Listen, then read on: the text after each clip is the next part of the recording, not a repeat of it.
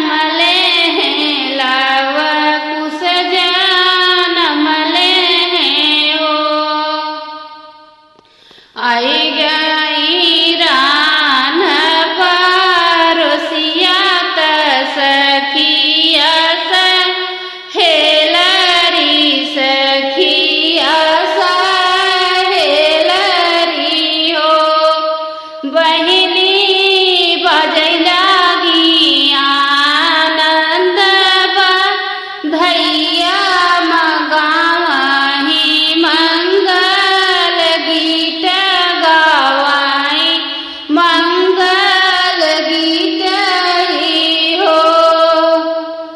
हंसी हंसी पूछई सब सखिए बतावा तू ही बहिनी बतावा तू ही बहिनी हो।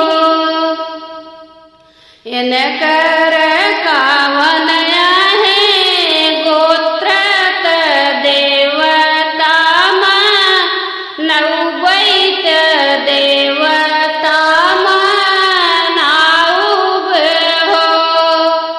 रनिया इनकर कावनया है गोत्र देवता नौबई देवता नौबई हो। इतनी बचन सुनी सीता मनवा में सोचाई मनवा में सोचाई हो।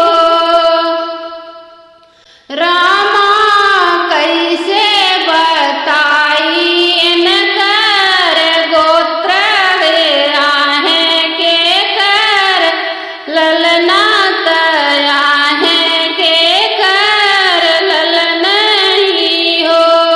कुटिया इनकर घरवा कई कुल देवता है कुल देवई हो।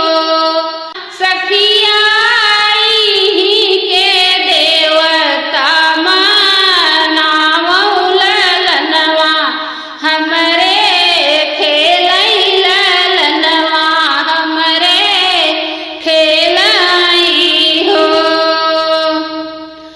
कुश के मड़ैया बैठी